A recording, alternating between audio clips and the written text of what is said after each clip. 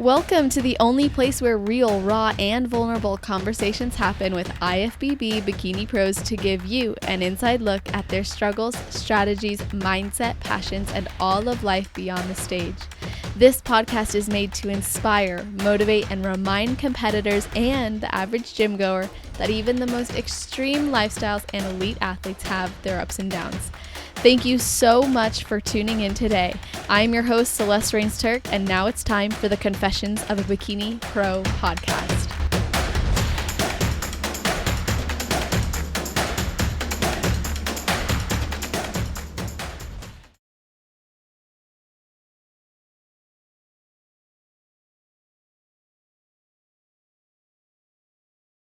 Today, we'll be hearing from an athlete who was born and raised in Wisconsin and is currently living in Fort Lauderdale, Florida. She has her bachelor's degree in athletic training and is a NASM certified personal trainer working full-time as a Fit Body Fusion online coach, supporting competition and lifestyle clients. She turned pro in 2020 at USA's after competing in 4 other national shows and 4 regional shows before that. She made her pro debut at the Sacramento Pro and has since competed 3 more times on the IFBB stage. Welcome to the show, Sammy Houle. How are you doing? I'm doing great. Thank you for having me on this podcast. You're welcome. It's my pleasure. I'm so excited to talk to you and have you on the show. And I know you listen, so I'm going to ask you if there's anything you do or a ritual you have right before your heel hits the stage. So usually I practice my posing a couple times, so I have it in my head. And then I like to take a deep breath right before my heel hits the stage, just because I get so nervous. So I feel like taking like the deep breath just helps me. And then I just walk out there and I pretty much just black out. Yeah, for sure. Until you're like done with your routine and walking off the stage before call outs. Exactly. And then I'm like, okay, let's go again. Isn't that funny? Like whenever you get off the stage, you're like so eager to just get back up there. Yeah, it's crazy. I think it's just that initial like prejudging where I get all the nerves. And then after prejudging, I'm so calm and I'm so excited for finals.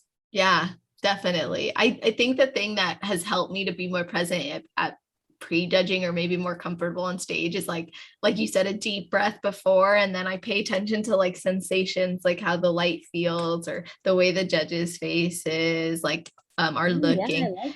Yeah, that kind of stuff helps me to just feel present and like slow down. But yeah, sometimes I just black out myself. I don't know how I'll be with my first show back this year. So I will be taking a deep breath as you do. And I want to talk to you just about your competing journey to start with, because you've been competing since 2018. You spent 2021 on the pro stage. So I want to hear how prepping for pro shows has been compared to prepping for regional and national shows prior.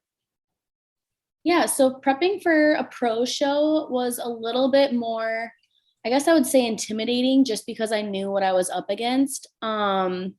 So I think I like kept setting like time frames, and then my body wasn't responding as fast as it normally did.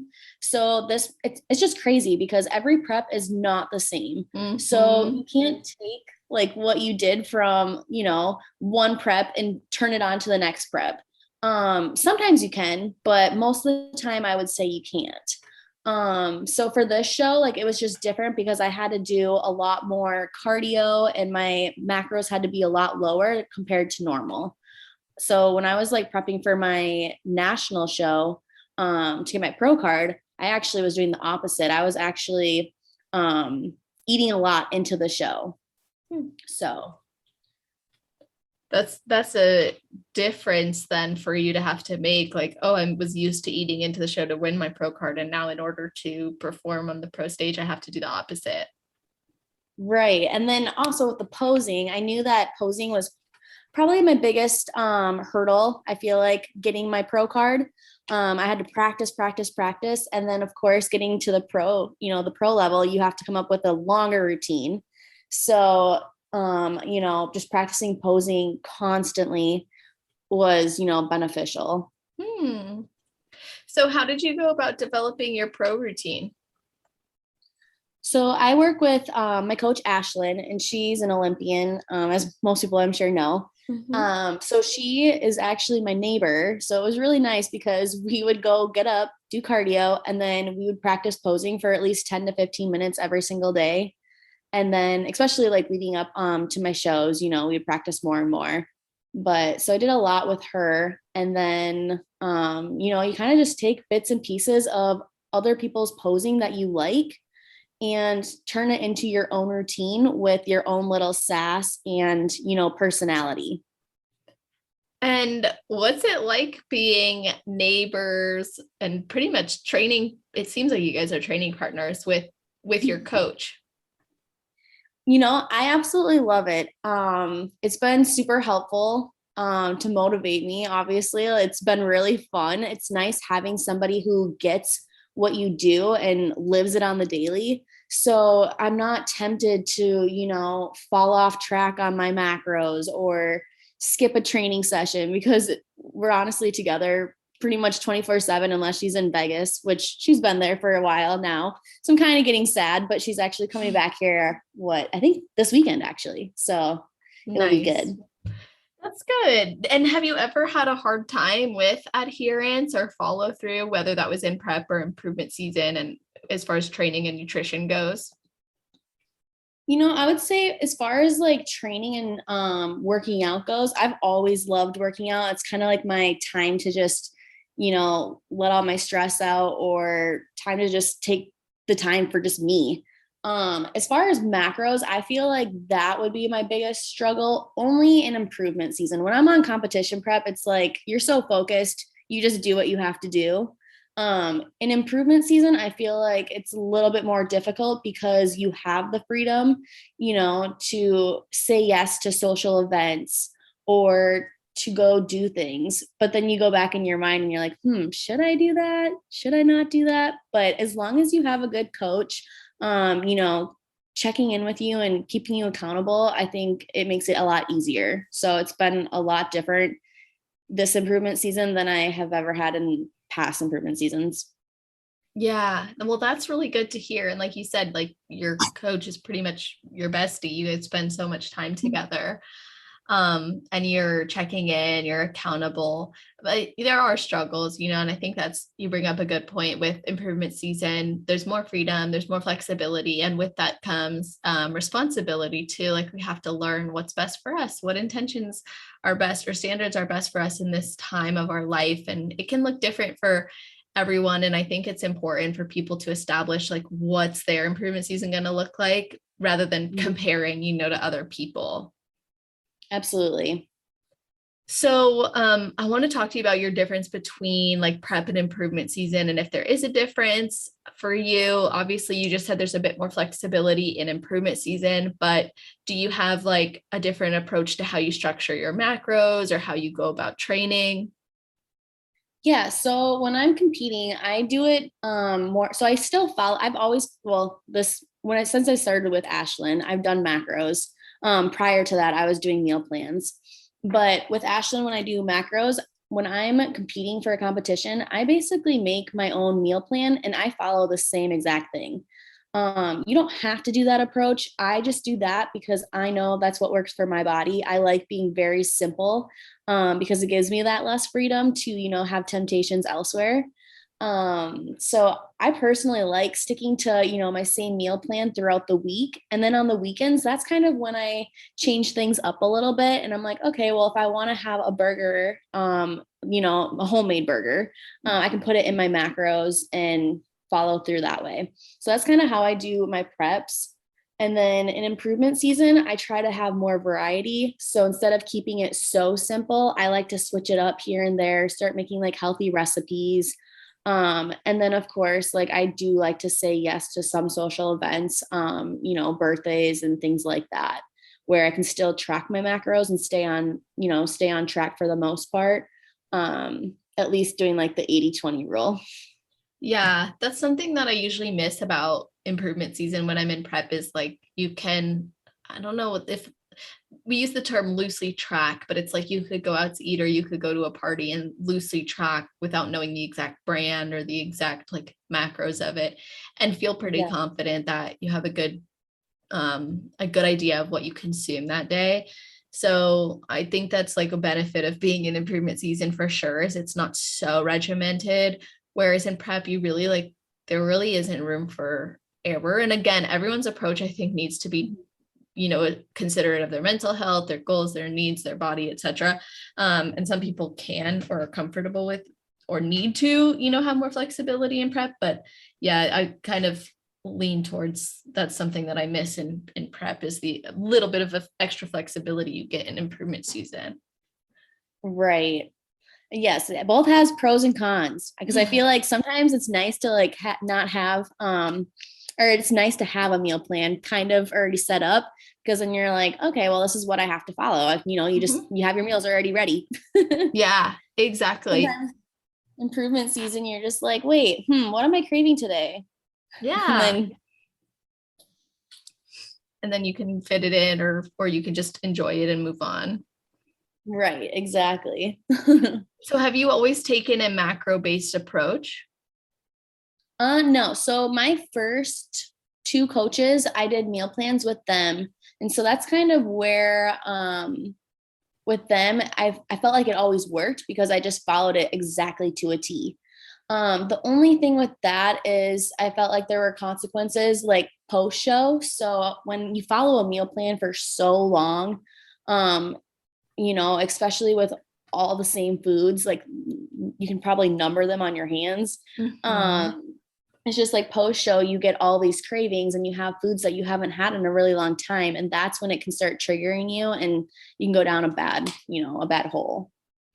Yeah, definitely. I think restrictive dieting is actually it's proven that restrictive dieting is a precursor to those types of behaviors, because restriction breeds fixation. And that's not to say anyone who follows the meal plan will have that happen, but it is something to be aware of. Like if you're listening and you're following a meal plan, just be mindful that that's something that you might want to be prepared for, or maybe consider allowing for some flexibility, like making swaps in your plan or talking to your coach about that. Because not only can it make a difference and you could speak more to this, Sammy, but not only can it make a difference as far as the mental side of things, which I specialize in, but I'm sure it could also make a difference in your gut health and hormones and the nutrients that your body has. Can you talk to that benefit of macros?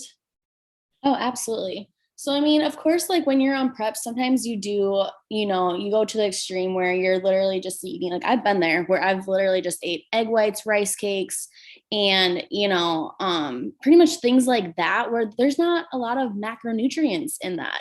So, going this route this time around in my pro season, I actually started incorporating more things, like sweet potatoes, fruits and vegetables, things that have also like, yes, the macronutrients are what we're trying to hit, but we're also trying to have micronutrients in our diet too, which is, we're going to get that from the fruits and vegetables and whole foods. So keeping like the processed foods very limited, taking out the artificial sweeteners, that's a huge one. So for gut health, I've found just for me and for a lot of my clients that artificial sweeteners are going to be like the number one thing that cause you to be bloated and, have digestive problems. So that would be like, sugar-free syrup, sugar-free this, sugar-free, pretty much sugar-free anything. Yeah. And from like a mental perspective too, that almost just seems to breed more of a restricted mindset where it's like, well, I can't have, no, can't isn't the right word. I'm choosing not to work in something like butter. So I'm going to use only spray butter. And like, please, I use spray butter too, but there's a time and a place, I think, for everything. And like you were saying with the egg whites and rice cakes, I'm like, well, yeah, because in sometimes with the extremes of bodybuilding, you go to a place where there is no real room for swaps or substitutions with macros, because it's like you want to be sustained with energy your whole day, in which case it's about nourishing your body throughout the day. And I think if more people had that perspective on it, like how can I maximize nourishment out of my day, even with a small amount of macros that I'm, able to hit at this phase of my prep, they'd probably feel a lot better about the choices they're making, or at least less restricted or inhibited by the competition prep plan. Oh, absolutely. And like I said, like before I was doing, rice cakes and egg whites, but then after doing that, so I was doing that because my macros were really low. But at that point, you can just do things that are going to be more voluminous. So for example, instead of like the rice cakes, you could do like zucchini, which is going to give you a way bigger volume, and you can have way more of those than you kind of even rice cakes. They're also going to give you like that macronutrient, and it's going to be better for you overall, Yeah. Actually, I've tracked vegetables if they're like carrots or those types, but like I don't ever track, well, I shouldn't say I don't ever, because I just go by how many vegetable servings my coach puts on my plan. But like in improvement season, I don't track veggies. I still just have like 5 to 6 servings a day. Yeah. And I was hoping you could share like how, because I'm sure there's a lot of people who are new to tracking macros, they're not comfortable with it. They don't know like what's the best approach. So how do you support people who are new to macro tracking with getting used to or comfortable with it? I tell them to track honestly everything, because their macros, I'm giving them a pretty decent amount of macros to begin with, according to like, their goal and whatnot. But even sauces, everything like that, it's all what you put down your mouth, like what you put in your mouth is all gonna add up at some point. So I feel like that does matter. As far as saying like the green vegetables, honestly, I'm not too concerned with that, because like you said, it's kind of like a free food in a sense. But again, at the same time, if you're having like way too much, if you're having like 5 cups of spinach every single meal, I don't know, that might be a little bit too much fiber in one thing. Good point. Yes. So it's like, I don't know, I feel like you can go one of two ways. I mean, I tell my clients to just track everything, to be honest. That helps me see what they're doing, because week by week I go in there, my fitness pal, and I get to see what they're eating. So if they're eating like a ton of veggies and they're not logging it, how would I have any idea? And then they're feeling bloated, or they're having gut issues, and I'm trying to help them figure out what they're doing wrong, or not wrong, I guess, but like what they're doing, and maybe switch something out. But maybe it's that vegetable that's causing them distress. So I just tell them to track everything, because I like to go in there, my fitness pal, and see what they're eating and give them tips and suggestions on what to switch out or trial and error. That's a really interesting that you'll go into their MyFitnessPal. So maybe you could tell us more about your approach to coaching and like your philosophy with it, and maybe what you think you do differently than other coaches, or what sets you apart. Yeah. So when I first start with a client, if they're familiar with macros, I will definitely just go with the macro approach. If they're not familiar with macros, what I like to do is, just so they get comfortable, tracking and feeling comfortable, even, starting a whole new program. And starting macros is very confusing to people that have no idea. So what I would do for like that kind of client is I would make them a meal plan based on what they like. And then I have them follow that, and I actually log it all into their MyFitnessPal. And so it's kind of like they get to see how many macros they have. They get to see the breakdown of it, and they kind of can get familiar with it. So I have them follow a meal plan for a good week or two. And then I have them like the third week create their own meal plan. And so once they create their own meal plan, I look it over, and then I give them suggestions, if they should change anything up, take anything in, and then they start tracking. And then honestly, most of the time they get familiar with the macros. I give them their specific carbs, proteins, and fats. And then I try to tell them to keep it to whole foods. But yeah, for the most part, I mean, most of my clients do, if it fits your macros. And if they don't start off in doing macros and they do meal plans, I would say almost all of them end up switching over to macros and really like it. Yeah, I could see that. I know it can give people a lot more of that like freedom, or not feeling as much like they're on a diet, or at least it's more freedom for them to learn their body too. Like you were saying, understanding how much food is going to make you feel good or what types of food make you feel good. Like I think there's what's the word I'm looking for? It's multi-beneficial. Yes. Thank you.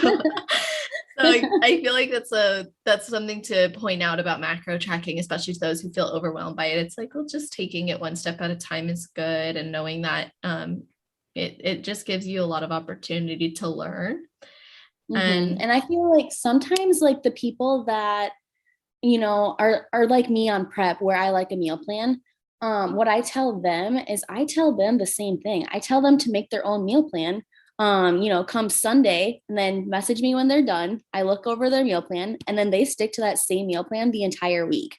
So, you know, the people like the moms who have crazy jobs like ours, or, you know, my clients who have crazy hours at work, who need something like simple, and a meal plan just works for them. So they create their own meal plan and then they just follow it throughout the week. And then I tell them the same thing on the weekend, you know, switch it up a little bit.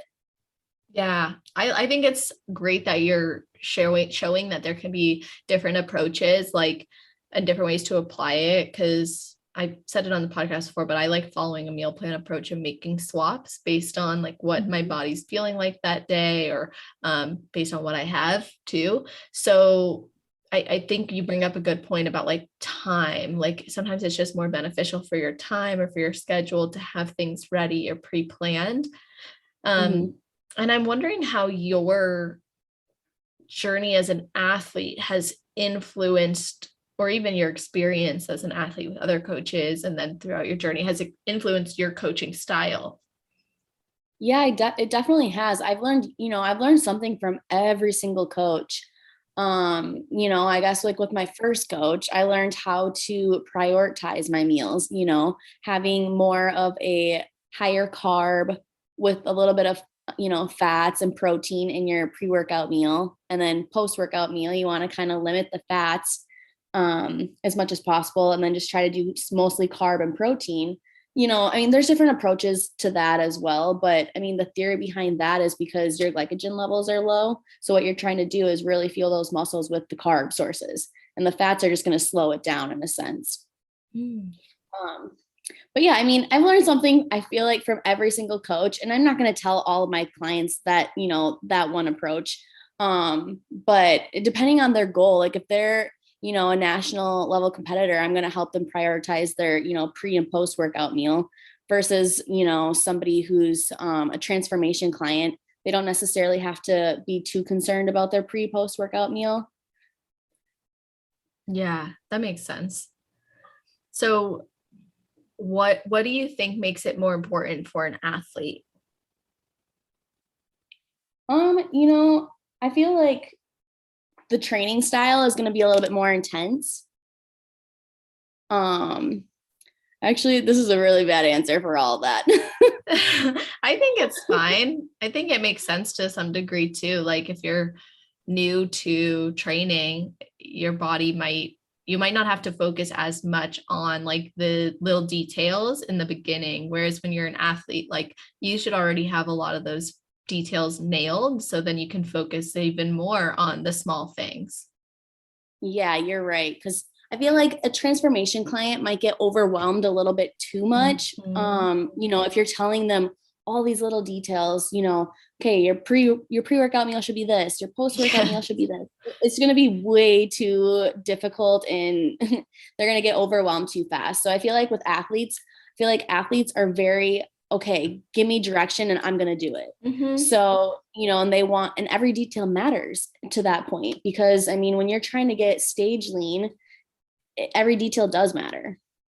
Yeah, exactly. So I think what you said makes perfect sense, especially when you think of it in like experience level. And obviously you've learned something from different coaches you've had, but what inspired you to take your degree in athletic training along with your NASM cert and become a coach with Fit Body Fusion?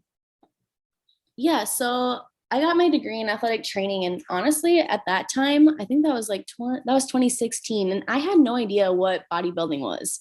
Wow. I just worked out. Yeah, I had no idea. I just worked out a lot, and you know, I didn't have any clue. So I joined a gym in college, And I ran into this girl who was competing and I thought she looked amazing. So she explained to me, that she competes and does this and that. And she showed me her coach. So I joined with him. And honestly, I told him from the beginning, I don't want to compete. I literally just want to look the part. Mm-hmm. So I started training and doing diet with him, and I started seeing results, within the first 2 months. And after that, I was like, okay, you know what? Maybe I should just do this as a bucket list kind of thing. So I did it as a bucket list kind of thing, but I ended up getting really into it, the further I kept getting into prep. So then I started doing it kind of like, okay, I'm actually going to do this. And I'm excited. So I went on stage, and honestly, after the first time I went on stage, I just fell in love with the process, the journey, and how I felt up there doing something that I never thought I would ever do. Being in a bikini in front of thousands of people, like, no. So I mean, that's kind of like how it started. And then after that, I just kept competing. I ended up switching coaches to somebody who worked more with national level competitors, because I kept placing first in my class, like at the amateur shows. I just kept getting second overall. And so ended up going with a new coach. And then, he got me dialed in a little bit more, and he told me like what shows to do. So I ended up competing nationally with him for a couple of shows, and I kept getting sixth place. So I was doing good my first couple national shows, but it just wasn't good enough. So then I took a little break. I took a little improvement season, stopped working with the coach, and then I started working with a new coach out in Las Vegas. And that's when I really got into, being more serious about it and really wanting that pro card. So I started doing like everything, every little detail that mattered, I was trying to do it. And I put in like all my effort, all my energy into training, eating. And then when I ended up, so my last show with them, I ended up placing sixth again. And so I kind of just got like defeated at that point, because I really thought it was my time. I thought it was the best look that I was bringing. I was really lean. I'm like, isn't this what they want? But, at that time they want like a fuller physique. And I didn't know if I wanted to compete anymore. So I took another pretty much improvement season off without a coach.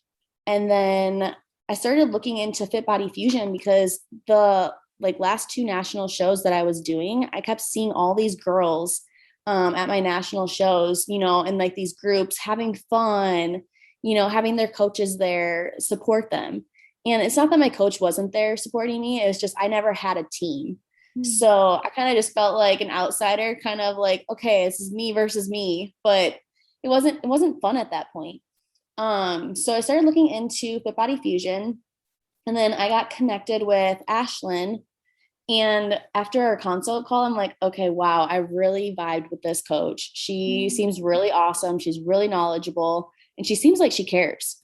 So I ended up going with her, and then that's how she ended up being my coach. We did 2 shows together, 2 national shows. And then I got my pro card at my second national show with her. And that was the best I've ever felt and looked. And honestly, it was just crazy. Like it was night and day difference how she coached me versus how I was coached by my other coaches. They were both men, which, not to say anything bad about men. I just felt like I really connected with Ashlyn to a different level, because she experienced it. She is also a bikini competitor. So it was really nice to look up to her as my coach. But after I got my pro card, I reached out to Jamie, the head of Fit Body Fusion, and asked her if she was taking any more coaches. And she said that she wasn't taking any right away. So then I was kind of sad, but I was doing independent coaching on the side, as well as like athletic training. And then out of nowhere, like a month later, Jamie called me and she's like, hey, do you want to be a coach for Fit Body Fusion? And so of course I was super excited. And since then, it really has changed my life. It's such a good company and family to be a part of. The support is unlike any other. And it's just crazy because we do all these events, and just Jamie is just one of the most humble and nicest people I've ever known. And she kind of takes everybody in as family. So it's really nice to like know that, you know, there's so much support on this team. That's really, really cool. I love that your journey evolved so much and you were inspired to become a coach and you didn't hold back. You just reached out and you kept doing your thing. And then when the opportunity presented itself, you took it. What changed in your life when you did become a coach? So I was doing independent coaching since 2017. So I was always doing it on my own, you know. Mhm. I would get like probably 10, like the most like 10 clients at a time, but I also had a full-time job every, you know, while I was doing it on the side. It was just a little harder because I felt like a lot of the clients weren't as serious, or like I didn't really know how to do it either. I was kind of just, not that I didn't know how to do it, but I didn't know how to do like the whole system, like the payment process, you know, let's do like 3 months at a time. I would just do like month by month, Mhm. stuff like that. And then when I joined Fit Body Fusion, it's crazy because I have so much support. So I was so used to being on my own, you know, trying to figure everything out on my own. If I had questions about a client, I didn't know who to ask. Like I Mhm. just kind of, you know, it was kind of like a trial and error at that time. But now, like on Fit Body Fusion, it was almost a blessing in disguise because all those trial and errors like actually helped me become a better coach. But also now it's nice because we have at least 26 other coaches on Fit Body Fusion, and all of them are so awesome. So like if I ever have a question about a client, I can just literally, we have a group text with our coaches. I can ask them a question, or I can individually ask somebody a question. I have Ashlyn to ask, you know, I can ask Jamie. So it's nice, like the support that I have as well if I ever did have a question for my clients. Um, but as well as just like the support, that we're all cheering each other on is the biggest thing too. Like I'm cheering other coaches clients on, they're cheering my clients on. Like if we're all at a show together, it's a big group of people. It's not like, oh, this is a competition, like it's on. I mean, of course it is, but not to that sense. It's more, you know, bring your best physique and we're all here to support you. And it sounds like you are really happy doing this as opposed to when you were trying to figure it out on your own. And I know there are a lot of different coaches there. So how do they determine like who is your client and all of that? Yeah. So typically, if you go on like the Fit Body Fusion application, there's a bunch of different coaches. So you can either request a coach. So if you see one that you really like, you go on there and then you request them. And then you automatically get signed up with them as long as their roster is open.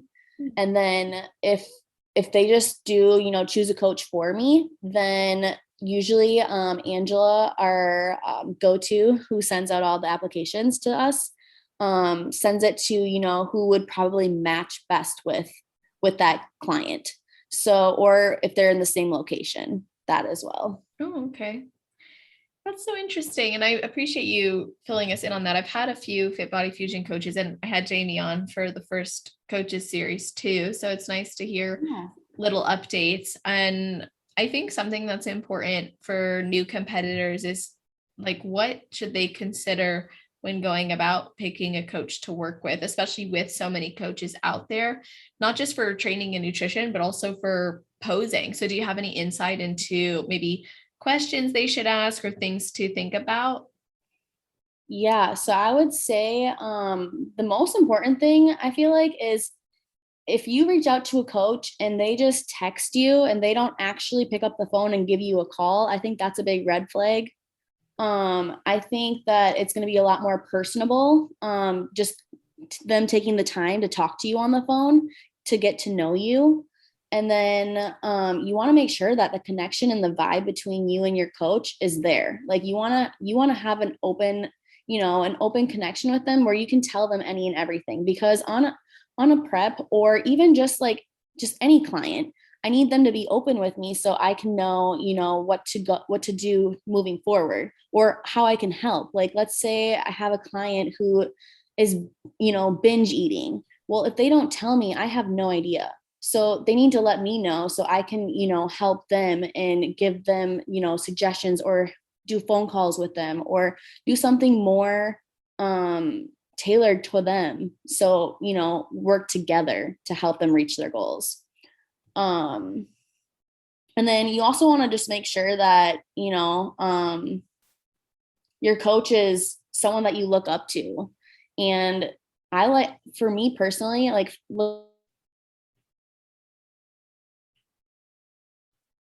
who actually experiences it as a competitor, if they're looking for a competitor coach. So for example, Ashlyn is a bikini competitor. I really looked up to her, and I still do look up to her, so it's a lot more motivating when I see my coach doing something, and then I'm like, okay, I need to get my act together. I need to do that too, Definitely. Like for you personally, you wanted to be inspired by your coach, and that might be something for people to consider. Exactly. Well, that's really helpful. And I think that's a good point. I work with a coach who doesn't compete, but I love him. And I think he's just awesome. And his wife Ingrid competed, and we all just get along so well. But I know that there's a lot of people who would prefer to work with someone who has a competing background and can relate on that level. Plus, it's really cool that you guys live next door to each other and you train together, and you appear to have a lot of other competitor friends. And maybe you could give us some insight into how you started to make friends in the industry and how that has influenced your experience as a competitor. Yeah. I feel like, honestly, Instagram is a double-edged sword, but I think it is really good for making connections. That is honestly how I actually met probably a lot of my friends. So just through Instagram, watching their journey, especially when you're competing and then you exchange, social medias, and then you start seeing them in their improvement season, or you start seeing them at, the next show. I met a lot of people from shows, and then we just connect through Instagram, messaging and supporting each other. And then, of course, Fit Body Fusion has honestly been such a game changer for me. That's when I really met, great people, and quite a few best friends from there. And actually, it's crazy because we all have the same coach. So, it just kind of worked out that way, where we just all really genuinely connected. So it's been great. That's amazing. I think that's really cool, and also important that it came naturally. Yes, you made the effort to connect with them and cheer them on social media, which is good. But it seems like it evolved naturally. And I would say that's been my experience too. Instagram and this podcast has helped me so much. Yeah. Getting out there, going to events, connecting with people at shows, it's really easy, I think, to make friends in the industry because we all can relate on some level, which is really nice. And I think that's a really positive thing about the industry. And you're also dating an IFBB pro, right? Yes. So that's So nice too, because how does that work? It's just so different because, even just with friends, it's easier to connect and to relate with somebody who gets the lifestyle. So, I mean, it's been really fun, and it's easy to, just live the lifestyle that we do, and talk about it, just because we do get it. If I'm having a bad day, or if he's having a bad day, it's we understand that, it's probably because you're on low carbs, stuff like that. I think it's really helpful to just have somebody who gets it. But yeah, he's in Canada, so it's a long distance, but we make it work, and FaceTime is our best friend. How did you guys meet? Actually at Olympia. So I was going to watch Ashlyn, and it kind of happened very randomly. We were at the gym. and yeah, we just met at the gym, honestly. It was Nice. funny. Yeah, it was funny because we both made eye contact, and then I was like, oh, I'm not going to say anything. I never talk to people at the gym, especially if I don't know them. Mhm. So I go up to my friend Adrienne, and she's like, Sam, just go say something to him. I'm like, what am I supposed to say? Mhm. So I ended up making the first move, and I just asked him if he competed because he obviously was tan. So Yeah, good little um, segue. yep. And then from there, it started leading to a conversation. And then, yeah, we ended up connecting and talking ever since. Oh, that's nice. And how do you Yeah. deal with it being long distance? Like, do you see each other often or? I mean, honestly, it's like it sucks, but at the same time, it's both good for us because we're both focusing on ourselves and we have time to, focus on our preps and well, me, my improvement season, getting healthy. Mhm. Um, and it's, I mean, it is difficult at times too, but I mean, like I said, we FaceTime every single day. So it's not like it feels like we're together, but we're not together. And he came to visit me for the holidays. So that was really nice. Yeah, that's super nice. And you just said that you're focused on your improvement season and getting healthier. So what's going on? What are you currently focused on right now?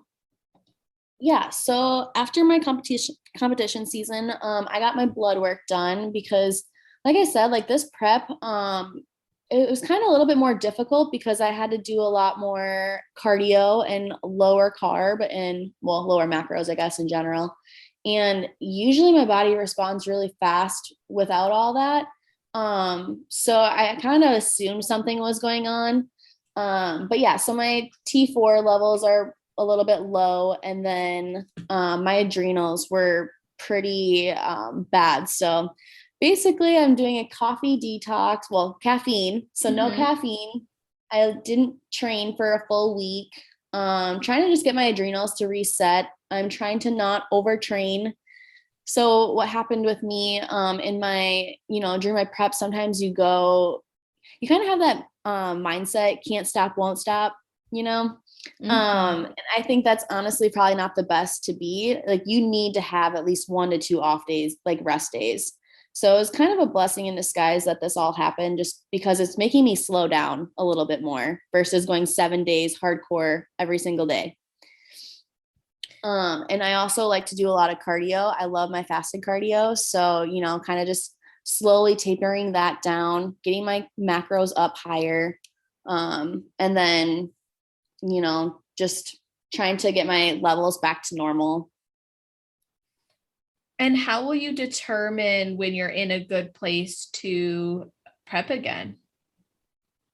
Yeah, so I'm gonna be working with one of our coaches on Fit Body Fusion team. He's actually really known with hormones. He helps a lot of the athletes get back to healthy levels. So he's gonna put me on some supplements, kind of give me, a protocol on what I need to do and to get healthy.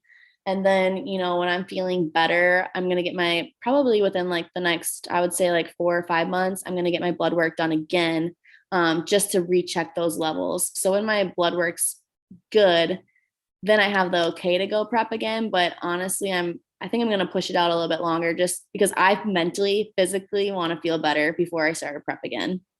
Yeah, I think that's really important too, like giving yourself the space to get there. Mm-hmm. Yeah, and I mean, it's easier said than done. There's gonna be like there's hard days that Mhm. I want to go train or do fasted cardio, but then I remember like the long term goal. So yeah, I don't know. I rather get healthy and the stage is always going to be there. Mhm. So true. And as difficult as it is to like take that time off, especially when you kind of feel inhibited by health related issues, it's ends up being so rewarding when you come back and you learn new approaches for your body and you prove to yourself what you can do even without caffeine, for example, or you reset. Yes. It is nice, even just a mental reset too. Honestly, like I think it's gonna be a good thing as well, because if you what happened with me is I started my prep probably not at the healthiest levels, where I was kind of iffy, and that's probably when I should have just, I should have took a longer improvement season, but I really wanted to compete. So, I mean, it kind of showed me that, even trying to do that, it wasn't really worth it because now I have to take another improvement season. So I think starting your prep at a healthy level, getting your blood work done, making sure that you're healthy and good to start a prep is the perfect prep that you could do, because then you're just setting yourself up for success. Yes. And then of course, getting your blood work done again after that prep. So definitely. Now, do you ever do blood work like mid prep? I haven't, but I would like to this time around. Yeah, I feel like that'd be interesting because I know like what you said is so relatable of like getting in that go, go, go mindset of like, I'm just gonna keep pushing. And then maybe I know like sometimes seeing something tangible can make us stop. Right. Even though it is easy to justify it too as athletes, because we're like, well, I just want to keep going. I need to make it happen. But I've learned the hard way myself, and it sounds like you have too. And I was just curious if you ever did it mid prep. Yeah, no, I haven't, but I would really like to, because I'm curious to see like what it would come back as well. Because Yeah. maybe it would make you slow down a little bit more. But even going forward, like with this, I think I did have a huge learning curve for myself, and to take a step back, and it's okay to take 1 to 2 rest days a week. It's not gonna make me lose progress, especially if you're staying on your macros and training hard on the days that you do train. Um, I think that it's actually really crucial to take those rest days, because that's when you recover, and that's when your muscle grows, and that's when your stress levels come down. So it was So a big learning true. lesson. Yeah. And then it's like so difficult to learn that, but then you do, and you're like, why wasn't I doing this before? Like it feels so good. Right. And it's like, okay, like what's so bad about taking 2 rest days? Just keep yourself busy, preoccupy yourself, especially when I'm in Florida. Like I can't really complain. I just, I need to go to the beach or something. Yes, totally. I think that's great that you're in this place. It sounds like even with the ups and downs of it, you're really embracing it and focused on your health. And that's something that you talked about helping your clients with too. But do you think you could walk us through like your competing journey from start to finish? I know you already kind of went into how you got into it with the person from the gym and hiring the coaches and making sure you picked ones that would get you to the national level. But maybe you could tell us about like the feedback you received along the way and how you worked on that feedback. You mentioned earlier posing was a weakness of yours. So can you just talk to us about those types of things? Yeah. So when I first started out, like as an amateur and like even like national level, I just came in too hard. So I was really like, I would come in really lean. But that's not the look that they were looking for. So when I started with Ashlyn, she, told me that I need to be fuller. So it's kind of a mind game for me, like going up there on stage being fuller, because I'm like, wait, I'm not super lean. This is weird. Mhm. But the judges actually really liked that, because it was more of a feminine, look, and especially for the bikini division. So that was like one of my main things. And then I would say like at national level, they would just tell me to build my glutes. Just they would always tell me just a smidge more, your shoulders a smidge more. It was always just like a little bit more, but not too much. So it was very like gray area.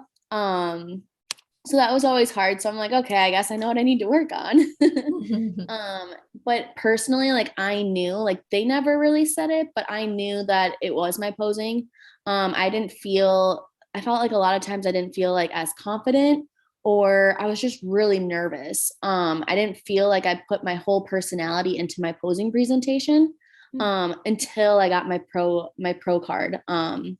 So that last show, that was where I actually felt 100% confident in, my posing, my presentation, everything like that. And then going to the pro stage, I think the same thing a little bit happened, like the same thing kind of happened. I think I was just really nervous to get my pro debut on. So I got nervous the first show. Like it was funny because people don't notice that you mess up, but you know that you mess up on stage. So it's kind of like one of those things where you're like, okay, I can do better. Yeah, definitely. But yeah, so for my feedback for my first pro show, it was just to come in tighter. So for that show, I came in a little bit too full, which we kind of knew going into that show. So the 2 shows afterwards, I came in a lot leaner. And then my feedback was to just grow my upper and outer glutes and then work on my back pose. And so with that being said, like growing your back width to have more of like the X taper. So that is currently what I'm working on is the X taper and the outer upper glutes, which is a lot of people's feedback. Yeah, well, that was my feedback too at USA's. Well, upper glutes mainly. But yeah, it's sometimes I think difficult when the feedback is the same over and over, or like, okay, I need to grow, or you want something more specific. And I can only imagine you hearing a smidge every time and not getting to your goals was probably difficult. How do you think posing played a role in you ultimately getting your pro card? I think posing plays a huge role. If you miss one little angle or, you don't have your perfect like positioning, that's going to throw off the entire thing. For example, like what my weakness has always been with posing.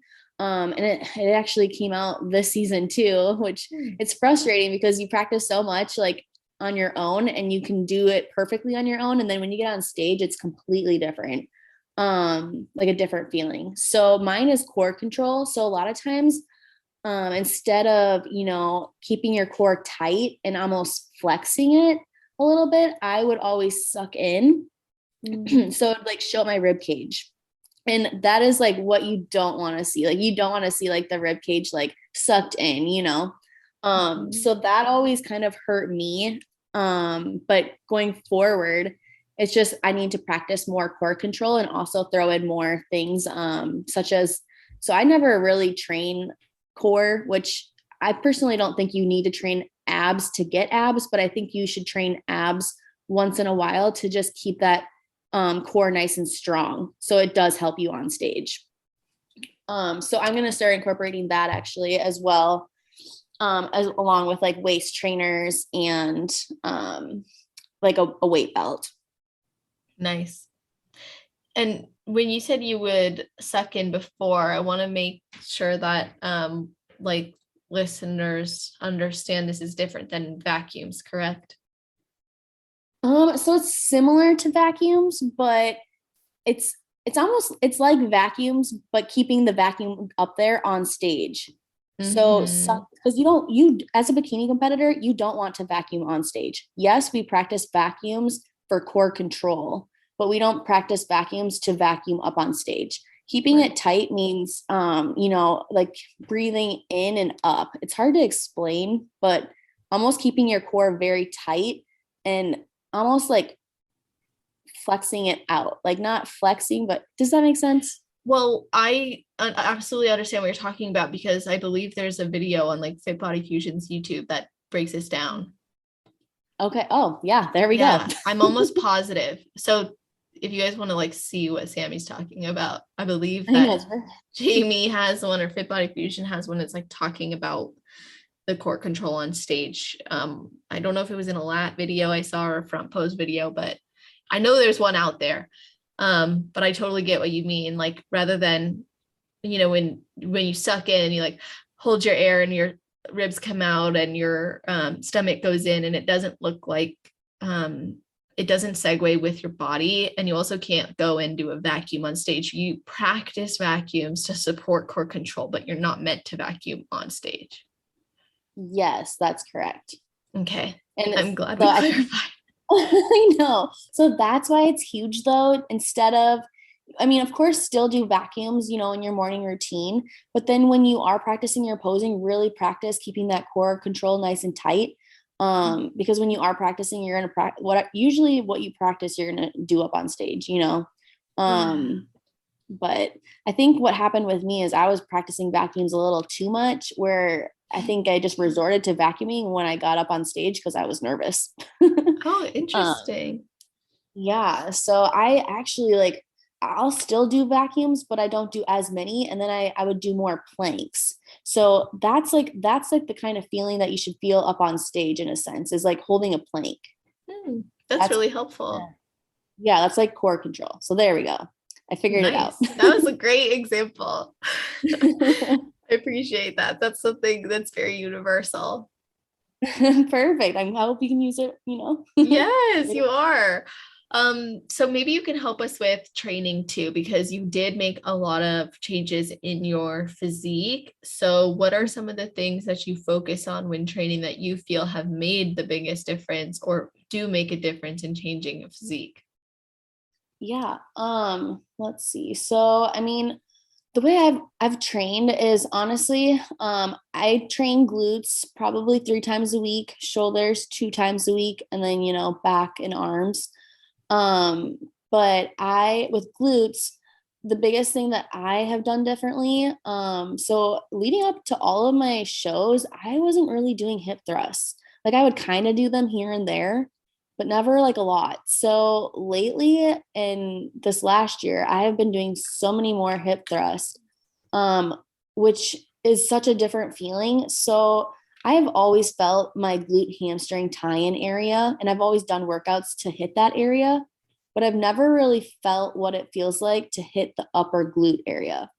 And I can definitely vouch for right now. Like I have been doing so many more upper outer glute movements, such as hip thrust, abduction machines, and abduction cables, things like that. That it's crazy because my low back is starting to hurt, but I think it's because I'm actually hitting Mm-hmm. the upper outer glute, which is crazy because it's such a weird feeling. I've never felt that before until this year. So, I've been doing a lot more of that. And then honestly, just like with any of the training styles, what I like to do is I like to pyramid my workouts up. So I increase the weight each set. I usually do about 4 to 5. And then on my last set, I typically do a drop set and burnout. So I mean, I don't do this all the time, but for a lot of them I do. Um, just so I can maximize um, my workout. That's really great. And did you play any sports before? I know you said you weren't familiar with bodybuilding, but given you pursued athletic training, I was curious about that. Yeah, so I played soccer and basketball way back in high school. Wow. So is that kind of what inspired you to? And sorry, I went off track a little, but it just hit me when you had mentioned like getting the most out of your workout. I was like, I wonder Yeah, if you played I've always sports. yeah, I don't know. I've always had that competitive side of me, especially in soccer. That was my favorite. And I think ever since then, like, and then I would do cross country, just to stay in shape for soccer. And so I think when I did cross country, I think that actually probably really got it into me. Like, okay, I got to keep going. I got to keep going because Mm, cross country is not easy. Like, it's a hard sport. So, yeah. um, but I always wanted to, improve each time. So I think that kind of trickled into bodybuilding. And it's crazy. Even like when I do feel like I brought my best physique, I'm always trying to chase, what's next? Okay, well, what do I need to improve? Like I love the improvements, like the feedback. I like the feedback because I want to improve. I don't want to just keep being the same. I love that. That's such a cool part about bodybuilding too, is that we literally always working to improve, which goes back to your earlier point about when you fell in love with the process. Mm-hmm. You kind of have to for this sport because you're never gonna necessarily arrive, I don't think. Oh, absolutely. And you have to be okay with criticism. I mean, that's what this whole sport is about. The judges judging you. And sometimes it's not a matter of what you look like, it's just who shows up that day.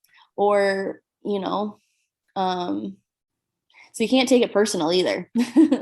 How do you prime yourself to be judged or to get feedback so that you don't take it personally? At first, like I would get I felt upset, like if I didn't place the way I wanted to, like this season, for example, obviously I had higher hopes of placing better, in some of my shows. And to be honest though, as long as you're bringing your best physique and you feel confident, that's all that matters. At the end of the day, if I'm bringing my best, like that's all I can do. And if someone who showed up beat me, they deserved it. I mean, you just can't take it personal, like I said. And I mean, yeah, don't get me wrong, it sucks and like you bum about it, but not for too long. You get back up and then you go on to the next. You just have to keep showing up. And I think that's the biggest part of this sport is the showing up part. You have to keep showing up and eventually it will be your time. That's amazing advice. And I just love how you said if you're confident in what you did, and you can also accept that whoever's meant to win that day does, because it's about who shows up as well. And you keep showing up, you're going to eventually get there, and trusting that is important. Yeah, exactly. And I mean, you can't control the outcome either. And so if you put everything into your prep, you gave it 100%, as far as your training, your nutrition, and you know, I don't know. I feel like the show, like stage day is like so much more than just the outcome. It's about you just getting up there and doing it. I think that's the most rewarding like part. Yeah, that's a really good point too. Like not being in it to win alone, but also being in it to enjoy the whole experience. Yes. And honestly, I think I've learned that from, I think I'm pretty sure I think I did 4 national shows before I got my pro card. And like I said, like I was starting to get defeated, but I mean, that actually almost humbled me so much more. And working for that pro card and getting that pro card made it so much more worth it because I didn't win it right away. And I'm not saying there's anything wrong with winning it right away, but for me, it just made me to never give up and to just keep showing up. Yeah, for sure. Like you had to learn the patience required, or you had to embrace each show as what it is what it is, and you're going to show up better next time. Yes. So I think this is a good segue to ask you, because that was already really good advice, but maybe you have some more advice you'd like to share. And I like to end these podcasts by getting your best advice for people who've never competed before but would like to, and then competitors on their road to pro. Yeah. So if you've never competed before and you'd like to, honestly, just put everything you can into your prep. So trust your coach. First of all, pick a good coach. Like I said earlier, pick one that is going to be personable, who's going to not just make you feel like a number, who you connect with and who you can vibe with. And then just give it everything you have, as far as training, nutrition.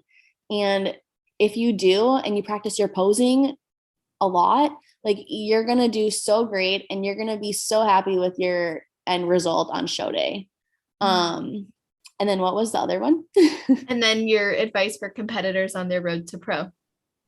Yes. The competitors on the road to pro, the biggest thing, like I've constantly said, is just to keep showing up. It's not going to be easy because national level shows are hard. They're very hard. So you have to remember that the competition it's never going to get easier. But if you continuously get the feedback from the judges and you continuously keep improving and literally just show up at those shows and you connect, you're eventually going to get your pro card and when the time is right. Amazing. I love that advice, and it's such a good way to summarize a lot of the salient points from this episode too. And I want people to be able to reach out to you, connect with you, let you know how much they appreciated this episode, and even reach out about working with you. So can you let everybody know how they can do that? Yeah. They can either reach out to me on Instagram. So Sammy _ IFBB Pro. Otherwise, in my Instagram as well, there's a link in the bio that's a Fit Body Fusion application. And then they can just request me on that Fit Body Fusion link. And then we can do a free consult. So I'll get to know you and you can get to know me. Yay. Well, thank you so much for sharing so much of you here as well and taking the time to do this.